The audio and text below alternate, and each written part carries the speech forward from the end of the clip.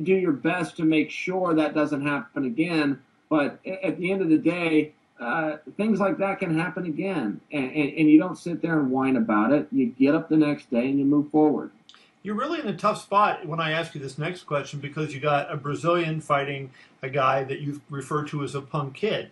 Lyoto Machida fighting John at UFC 152 on September 22nd. They fought already. John choked him out in the second round at UFC 140. Do you see, as a person who follows MMA and has fought in this sport a long time, a way that Machida can turn it around and make it a fight that he wins? Yeah, he definitely can. Here's the big problem for Machida. And I really like Machida, and I got to spend some time with him after his last match, which was with Ryan Bader. And I saw him about 10 minutes after the match. I think I still had my jaw on the floor from what he did and the way he did it. But here's the good news if you're Machida. A guy only has one crack at you. You know, if I got to fight Machida, there's nobody I can bring in the gym that does what he does. There's no sparring. I've been in this sport for I don't even know how many years. I've been to all the gyms, all the cities, all the countries that do this sport. I've never seen anybody or worked out with anybody that does what Machida does. So you have one crack to try to solve that puzzle, and it's very hard to do. If you could rematch Machida, you could come out and do a lot better. Whether you beat him, maybe you could beat him a little worse. If you lost to him, maybe you could close that gap. But you do better with him the second time. So that's what Jones has in his favor, is he's one of the few guys that has got to feel that weird, to quote Randy Couture, Rubik's Cube of a style that is Machida. So I think, yes, Machida can make up some distance on Jones, but Jones is going to also have that effect of closing the gap on Machida. Machida scored with a lot of positions and did some interesting stuff in that first fight that he probably won't be able to do in this one either. But and I don't mean to be too windy on this, but Machida did comment on that the night we talked to him. He said, look, Jones has a really weird style. Right. And now that I fought him and now that I've seen some footage on him, it's a little bit different. There was a guy, Damian Maia, who's a fantastic fighter, and I ran into Maia, and we just didn't really have any film on him. And his style with those submissions is so effective. And then once you watch a guy a few times, you go, oh, okay, here's his tendency. I think I could stop that in the future. I think that's going to hurt Machida more than help him, but I'll be cheering for him. Now, do you know, is your fight with Forrest Griffin still on? Yes, it is, December 29th. So you'll be fighting Forrest in your first light heavyweight fight. You fought. A lot of people may not know that's a rematch. Tell us about that first fight with you and Forrest. What you remember? It's about 9-10 years ago now. Yeah, Forrest and I fought in what is now considered the toughest tournament of all time. At that time, on that specific night, it was just 8 guys went out in a tournament, and that's back when it was tournament format. So it was one night. So 8 guys, meaning whoever wins it is going to have to beat 3 men in one night. The guys in that tournament were Trevor Prangley, who went on to become the Bodog World Champion, Shogun, who UFC champion, Pride star, maybe even champion over there. Babalu won the tournament. Babalu's been around forever and is just a stud. Jeremy Horn, who was the #1 ranked fighter in the world at that time. Myself, a gentleman who I don't know from Brazil, and then a Russian fighter who had just come off of a submission win over Randy Couture. So it was all of us in one night, and Forrest and I had met up. Oh, and then Forrest, of course, UFC world champion, Hall of Famer to be.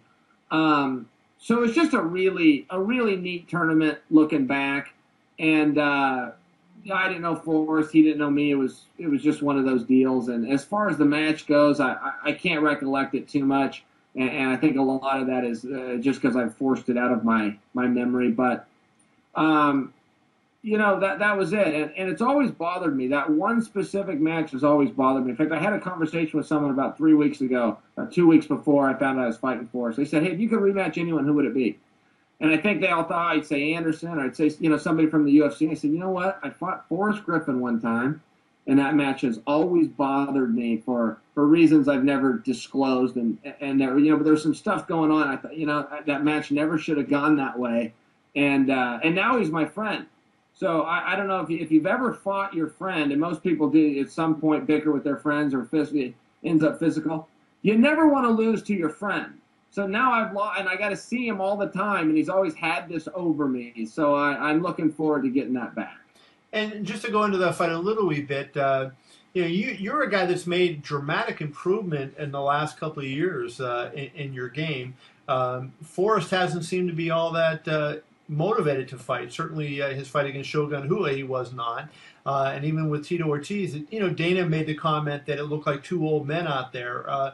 Do you still think Forrest has the game in him to give you the kind of fight that he did 10 years ago and that he has done throughout his career with other guys? Well, I haven't got a chance to follow him super close because we're in different weight classes. It's just not the one I focused on. But I go back, I look at his record. I go, well, geez, in his last 3 fights, he fought 3 world champions and he beat 2 of them. Rich Franklin will end up being in the Hall of Fame, world champion.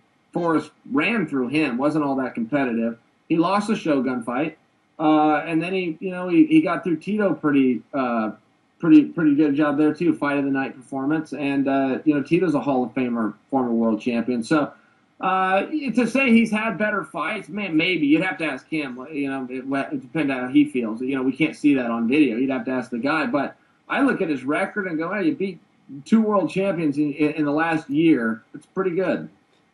A couple more questions about Jon Jones. You've been going back and forth with him on Twitter for the last couple of weeks. Do you anticipate ever fighting Jon Jones? And if you fight him, how do you become the guy to solve that puzzle? Nobody has ever really come close to beating Jon Jones with that 84-inch reach and all that.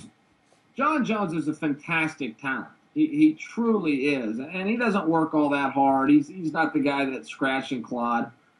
He was born with some good tools, and he found his way to the right sport. And most of the great ones, it's like that. I don't think Michael Jordan worked harder than the other guys out there, but he sure knew how to get that ball into the hoop. And you'll see a lot of that. And Jones found the right sport. So, yeah, he's done. But, you got to understand, I'm the best fighter in the world, period. I haven't had a close fight. And you lost to Anderson Silva. Come on. I realized I fell down in my last fight and I didn't get up. I was there. I know that happened. But I came out of that going, listen, this was an overly competitive match. And I will always pay that gentleman his due for giving me that opportunity. So I'm not going down that road. I will do that. But at the same time, it hasn't shaken my confidence. I'm as fast as I was. I'm as strong as I was. I was as good as I was. I'm not going to fall down twice. So you feel like you figure out a way to overcome that reach, those long legs, those great elbows that he has, and win the title if he holds it when you fight him? Oh yeah. I would never go. What else am I going to go in there for? Just to walk out there to see myself on TV? No, I show up to win. I don't fight for money. I hear John say I fight for money. I don't fight for money. I fight to win. I play for keeps and I play for victory, and that's it. In anything I do, if I go race somebody down the parking lot, I play to win. I don't run for exercise. I'm a competitor first and foremost, man. You got to understand, a competitor will find a way. And a fraud, a phony, a Jon Jones will find an excuse. And I got no problem with it. He can run his career however he wants. But I will never show up not ready. I will never show up just to be one of the guys. I'm out there and I'm playing for keeps every time.